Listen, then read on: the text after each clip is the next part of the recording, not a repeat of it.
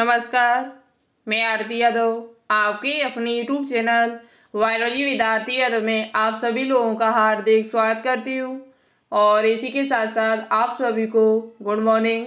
और जिन बच्चों ने KGMU अटल बिहारी वाजपेयी का फॉर्म डाला हुआ था, एग्जाम दिया था, उन बच्चों को अभी इंतजार था काउंसलिंग का, तो आखिरकार आपका इंतजार हुआ खत्म और आपकी काउंसलिंग की डेट है वो जारी कर दी। बहुत ही अच्छी न्यूज है। बहुत दिनों से आप सभी लोग परेशान थे कि मैम प्लीज बताइए कब काउंसलिंग होगी, तो आखिरकार आपकी काउंसलिंग की जो डेट है वो जारी कर दी गई है। फर्स्ट राउंड काउंसलिंग की डेट आपकी आ चुकी है।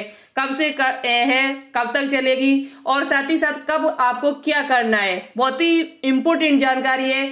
बहुत ध्यान से आप इस वीडियो को देखिएगा, नहीं तो आप बाद में पछताएंगे। ठीक है, कब क्या करना है आपको, बेस्ट गवर्नमेंट कॉलेज की कट ऑफ क्या रहने वाली है, यानी कि कितने नंबर आपके होने चाहिए जिससे आपको बेस्ट गवर्नमेंट कॉलेज KGMU जैसा GSBM, CP, UP, या आपका जो राम मनोहर लोहिया कॉलेज, इस प्रकार के बहुत ही बेस्ट कॉलेज है जो आपको मिल सकते हैं। ठीक है, कितने नंबर आपके होने चाहिए, साथ ही साथ काउंसलिंग के टाइम आपको कितनी फीस जमा करनी होगी। और एक सबसे महत्वपूर्ण सूचना है, जो बच्चे OBC, EWS, SC ST से बिलोंग करते हैं, जनरल से, उनके लिए बहुत ही महत्वपूर्ण सूचना इस वीडियो में। वो स्टूडेंट्स ध्यान से वीडियो जरूर देखिएगा अंत तक, ठीक है, जिससे आपको सारी जानकारी प्राप्त हो सके। तो चलिए आगे बात करते हैं। इसी के साथ यदि आप इस चैनल पर न्यू जुड़े हुए हो अभी तो प्लीज चैनल को सब्सक्राइब कर दीजिएगा और कमेंट बॉक्स में कमेंट करके मुझे बताइएगा कि आगे आपको डॉक्यूमेंट्स की वीडियो चाहिए या नहीं चाहिए। जिन बच्चों को डॉक्यूमेंट्स की वीडियो चाहिए कि आगे कौन कौन से डॉक्यूमेंट्स एडमिशन के टाइम लगेंगे, तो वो ज्यादा से ज्यादा मुझे कमेंट करके बताइए, तो हम आपके लिए नेक्स्ट वीडियो ये बना देंगे। तो चैनल को सब्सक्राइब कर लें। जो भी स्टूडेंट यहाँ पर न्यू जुड़े हुए, वीडियो को लाइक कर दे और शेयर जरूर कर दे, जिससे बाकी के स्टूडेंट्स को ये जानकारी हो सके।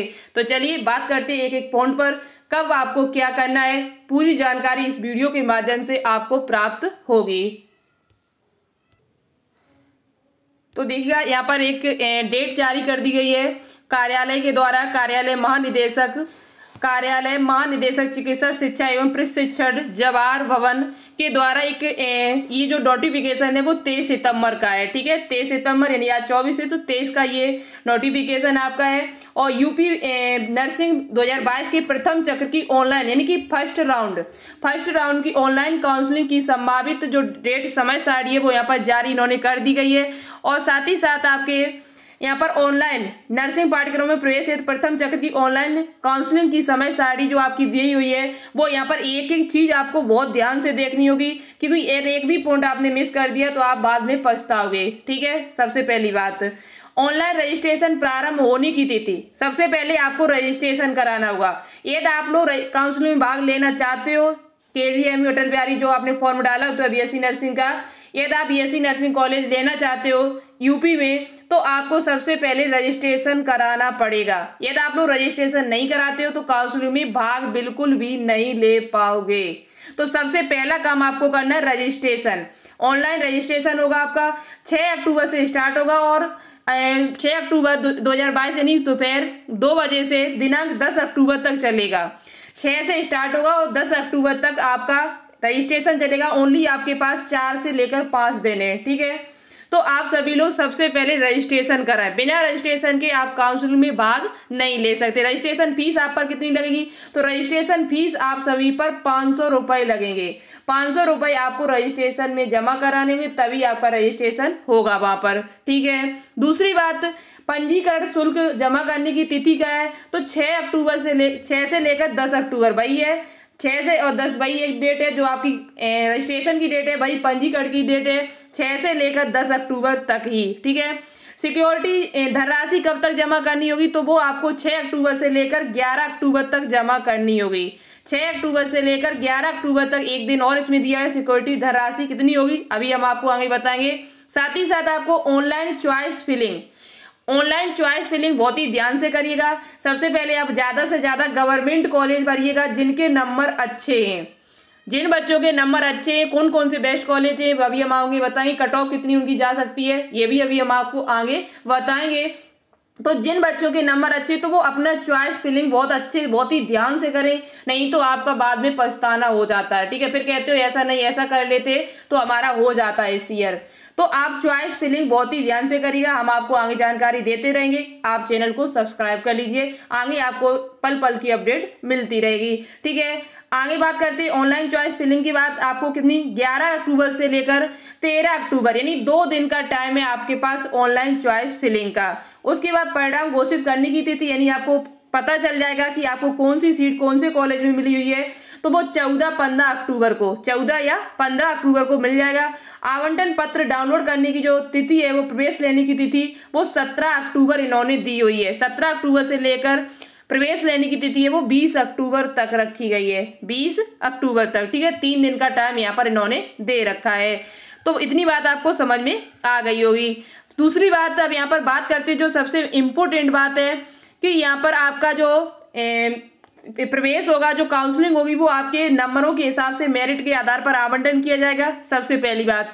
दूसरी बात यहाँ पर जो आपके जो फीस जो लगेगी वो क्या लगेगी, तो दिव्यांग अभ्यर्थी दिव्यांगता प्रमाण पत्र प्रदेश के राजकीय मेडिकल कॉलेजों से संस्थान जारी करें, यानी जो बच्चे दिव्यांग हैं उनको वो अपना प्रवेश पत्र बनवा लें और साथ ही साथ उसे घोषणा तिथियों की घोषणा शीघ्र की जाएगी। ठीक है, जो दिव्यांग वाला प्रमाण पत्र बनाए जाने हेतु तिथियों की घोषणा पत्र शीघ्र की जाएगी, बात की बात है, आप पढ़ लेना। दूसरी बात, काउंसलिंग में प्रतिभाग करने वाले अभ्यर्थी पंजीकरण शुल्क 500 रुपए debit card, credit card, net card, banking e challan के माध्यम से जमा की जाएगी, जो वापस नहीं की जाएगी।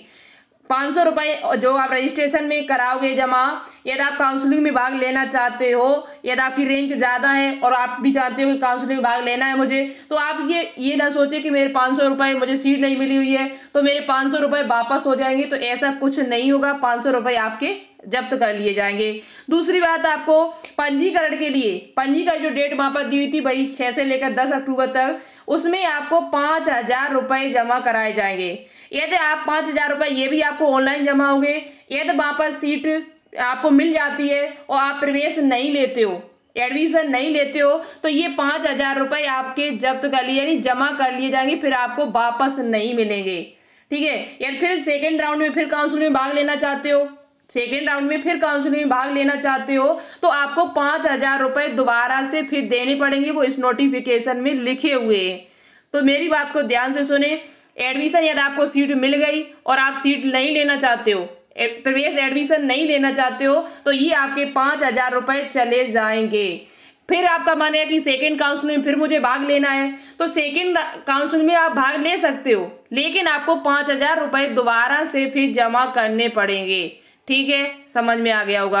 आगे देखिए, आगे उसके बाद आपकी चॉइस फिलिंग लॉक होगी, वो आप कर देना, और हॉस्टल की फीस और वो बाकी क्या आपको बाद में जमा करना पड़ेगा, ये आपको पता है। दूसरी बात जो सबसे इम्पोर्टेंट आपके लिए बात है, जो बच्चे ओबीसी, जो बच्चे जनरल वाले हैं चाहे ओबीसी वाले, पहले जनरल इनकी बात कर लेते हैं और ओबीसी वालों की बात कर ले। जो बच्चे ओबीसी से हैं या जिनके पास ईडब्ल्यूएस है, ईडब्ल्यूएस सर्टिफिकेट है, वो बच्चे हमारी बात को बहुत ही ध्यान से सुनिएगा।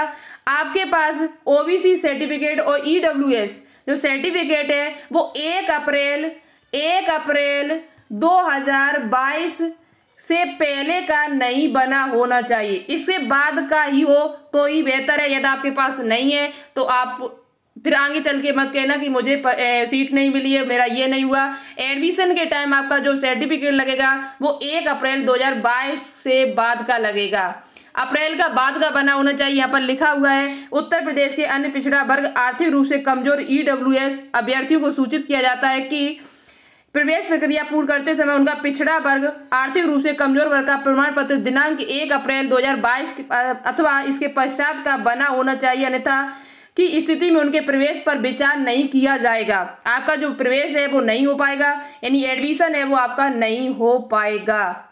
इनमें यहाँ पर लिखा हुआ है ऐसा। तो ओबीसी वाले और जो ईडब्ल्यूएस वाले जो बच्चे हैं वो मेरी बात को ध्यान से सुने। आपका सर्टिफिकेट यदि नहीं बना हुआ है, पुराना है बहुत ज्यादा, तो आप सभी लोग बनवा लीजिए। ठीक है, जब तक काउंसलिंग की प्रक्रिया, जबकि एडमिशन की प्रक्रिया चालू हो, तब तक आपका बन जाएगा। 1 अप्रैल 2022 के बाद का होना चाहिए क्या, ओबीसी सर्टिफिकेट। और जो बच्चे एससी या एसटी से हैं, जो बच्चे SC या ST या जनरल से यदि वो भी अपना कास्ट सर्टिफिकेट लगवाते हैं वहाँ पर, तो उनका 3 साल से पहले का नहीं होना चाहिए। 3 साल से पहले का नहीं होना चाहिए यदि आप लोग इसका लाभ उठाना चाहते हैं। जो SC वाले स्टूडेंट है वो भी मेरी बात को ध्यान से सुनिएगा, आपका ये ज़्यादा पुराना नहीं होना चाहिए, लगभग 1 साल या 2 साल के अंदर का है तो बहुत ही अच्छी बात है। तो आप सभी लोग भी अंदर का ही बनवाएं, इससे पहले का नहीं होना चाहिए, लगभग 3 साल से पहले का तो होना ही नहीं चाहिए। ठीक है, तो आप सभी लोग भी ध्यान से मेरी बात को सुन लीजिएगा।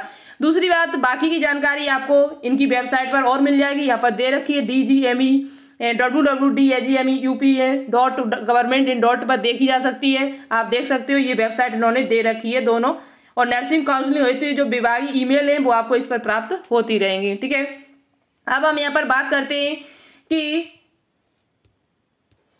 तो आपको समझ में आ गया होगा कि फीस आपको जो जमा करनी है वो 5500 रुपये हाल में करनी है। 5500 रुपये हाल फिलहाल काउंसलिंग के टाइम आपको जमा करनी होगी। 5000 रुपये सिक्योरिटी फी और 500 रुपये आपकी रजिस्ट्रेशन फीस आप पर लगेगी। ये पहले फीस आपको जमा करनी होगी, तभी आपकी आगे की प्रक्रिया चालू होगी। एडमिशन तभी आपका होगा जब आप इतना काम कर लोगे। ठीक है, तो कॉलेज जब आपको मिलेगा, एडमिशन जब जो कॉलेज मिलेगा वो वहां पर आपको पता चल जाएगा कि यहाँ पर कितनी फीस है। अब हम बात करेंगे यहाँ पर, और आपका OBC जो सर्टिफिकेट है वो आपका 1 अप्रैल 2022 से पहले का नहीं होना चाहिए। तीसरी बात, बेस्ट गवर्नमेंट कॉलेज की कट ऑफ। जो बेस्ट गवर्नमेंट कॉलेज है, जैसे आपका KGMU हुआ, जैसे आपका GSBM कॉलेज कानपुर का हुआ, जैसे आपका UPUMS सैफई का कॉलेज जो हाल फिलहाल में जुड़ा हुआ है, इससे पहले नहीं, BSc नर्सिंग की सीट यहाँ पर जो इसका खुद का टेस्ट होता था CP नेट वाला, उसके हिसाब से सीट मिलती थी। यहाँ पर 60 सीटें हैं। UPUMS में सैफई कॉलेज में आपकी 60 सीटें, अच्छा कॉलेज है, गवर्नमेंट कॉलेज है, अच्छी खासी पढ़ाई होती है यहाँ पर। तो इस प्रकार के जो बेस्ट कॉलेज है आपका KGMU है, GSBM है, UPUMS है, महारानी लक्ष्मीबाई है और आपके राम मनोहर लोहिया, एक कई कॉलेज है जो बहुत ही अच्छे कॉलेज है। इनकी जो कट ऑफ है वो कितनी जा सकती है, तो इनके लिए यदि आपके नंबर, यदि इनके लिए आप यदि KGMU की तो बात कर लिया है तो वहां पर तो आपके कम से कम 150-55 प्लस नंबर हो तब आपको मिलेगा। ठीक है, 150-55 के करीबन, ज्यादा ही होने चाहिए, 55-60 के करीबन यदि आपके नंबर है तो आपको KGMU कॉलेज है वो आराम से मिल जाएगा। लेकिन गवर्नमेंट कॉलेज के लिए जो भी गवर्नमेंट कॉलेज है, 10, 15, 20 जो भी गवर्नमेंट कॉलेज है, उनके लिए आपके पास जो सेफ नंबर है वो कम से कम 140 प्लस हो। 140 प्लस यदि आपके नंबर है तो आपको आराम से ये कॉलेज मिल जाएंगे, गवर्नमेंट कॉलेज। इससे नीचे वाले जो बच्चे हैं उनको मिलने के थोड़ा कम चांस है, लेकिन बेस्ट जो गवर्नमेंट कॉलेज है जो भी आपके उनमें नंबर कम से कम आपके 145 प्लस ही हो तभी आपको मिलने के चांस है ज्यादा से ज्यादा। ठीक है, और बाकी के जो स्टूडेंट है जिनके कम है उनको प्राइवेट टॉप कॉलेज मिल जाएगा, बाकी के और भी कॉलेज मिल जाएंगे। लेकिन बेस्ट कॉलेज यदि आपको लेना है जैसे KGMU जैसा, तो बाकी लिए तो आपके पास 155 प्लस होनी चाहिए तभी आपको मिलने के चांस है। ठीक है, और बाकी के जो स्टूडेंट है उनको प्राइवेट कॉलेज मिल जाएगा, जिनके 100 नंबर भी है उनको भी प्राइवेट कॉलेज मिल जाएगा। ठीक है, 90 नंबर है इनके, उनको भी प्राइवेट कॉलेज के मिलने के चांस हैं। ठीक है, तो बाकी की जानकारी हम आपको देते रहेंगे, आप चैनल को सब्सक्राइब कर लीजिएगा। और डॉक्यूमेंट्स की वीडियो यदि आपको चाहिए तो कमेंट बॉक्स में कमेंट करके जरूर बताइए मुझे, हम नेक्स्ट वीडियो डॉक्यूमेंट्स पर बना देंगे। थैंक यू सो मच, मिलते हैं फिर नेक्स्ट वीडियो में। ऑल द बेस्ट, जय हिंद, जय भारत।